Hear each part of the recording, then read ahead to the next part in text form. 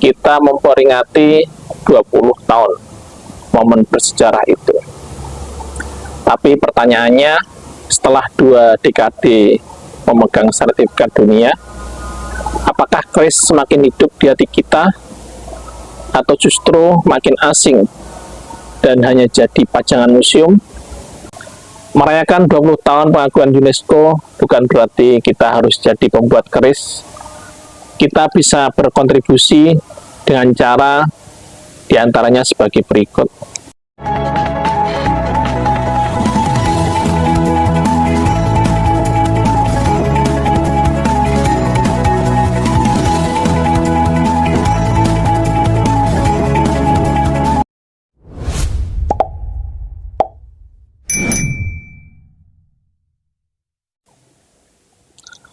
Assalamualaikum warahmatullahi wabarakatuh.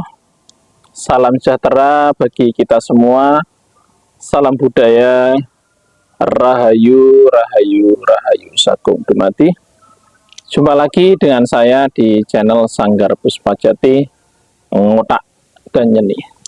Nguri-nguri budaya literasi, tosan aji, seni dan tradisi. Sebilah besi ditempa ribuan kali, dilipat, disatukan dengan doa dan puasa. Ia bukan sekedar senjata untuk melukai atau bahkan untuk membunuh, melainkan sebuah doa yang dipadatkan dalam wujud seni. Halo semuanya, tepatnya pada tanggal 25 November 2005, dunia lewat UNESCO akhirnya menundukkan kepala dan mengakui keagungan budaya keris. Keris Indonesia resmi diproklamasikan sebagai masterpiece of the oral and intangible heritage of humanity, atau karya agung warisan budaya lisan dan tak benda manusia. Tahun ini kita memperingati 20 tahun momen bersejarah itu. Tapi pertanyaannya, setelah 2 dekade memegang sertifikat dunia, apakah keris semakin hidup di hati kita atau justru makin asing dan hanya jadi pajangan museum? Di video kali ini, mari kita merefleksikan diri. Ini adalah perjalanan 20 tahun keris Indonesia di mata dunia. Kenapa UNESCO sampai memberikan gelar seprestisius itu? Menurut dokumen resmi dari UNESCO, keris diakui bukan karena ketajamannya memotong benda. Setidaknya ada 3 poin utama yang membuat dunia takjub. Yang pertama yaitu teknik metalurgi tingkat tinggi. Bayangkan teknologi menempa lipat logam atau pamor dari nikel dan besi meteorit sudah dikuasai nenek moyang kita berabad-abad lalu. Yang kedua, nilai simbolis dan filosofis. Setiap lekukan atau lok, setiap motif pamor punya arti tersendiri. Ada yang untuk kepemimpinan, ada yang untuk tolak balak, ada yang untuk kemakmuran. Keris adalah simbol status, spiritualitas, dan jati diri. Poin yang ketiga yaitu fungsi sosial. Keris digunakan dalam ritual, pelengkap busana adat, hingga pusaka keluarga yang diwariskan turun-temurun. Keris mengajarkan kita tentang manunggaling kaulo Gusti, yaitu penyatuan hamba dengan Tuhannya. Ia miring saat diselipkan di punggung, mengajarkan kerendahan hati. Ia dicabut hanya ketika terdesak, mengajarkan pengendalian diri.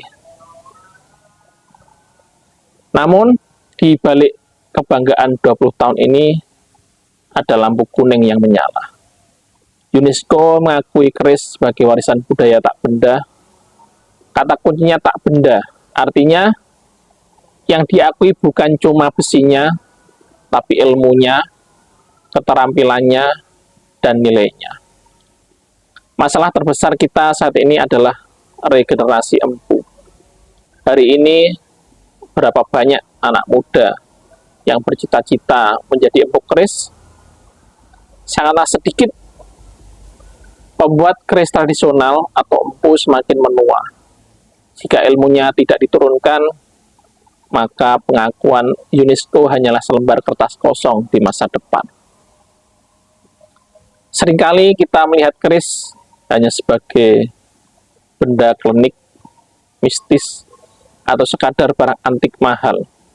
Padahal keris adalah sains atau metalurgi dan seni rupa yang luhur. Stigma mistis yang berlebihan kadang justru menjauhkan generasi muda yang rasional dari warisan ini. Tapi harapan itu masih ada. Dalam 20 tahun terakhir, mulai muncul komunitas-komunitas pelestari tulisan aji yang digawangi anak muda. Museum Keris Nusantara di Solo berdiri megah. Diskusi tentang metalurgi keris mulai masuk ke ranah akademis. Merayakan 20 tahun pengakuan UNESCO bukan berarti kita harus jadi pembuat keris. Kita bisa berkontribusi dengan cara diantaranya sebagai berikut. Yang pertama yaitu mengenal, pelajari filosofinya, jangan cuma takut sama mistisnya. Yang kedua, menghargai. Jangan sebut keris sebagai barang rongsok atau sekedar jimat. Yang ketiga yaitu memiliki. Ini jika kalian mampu ya.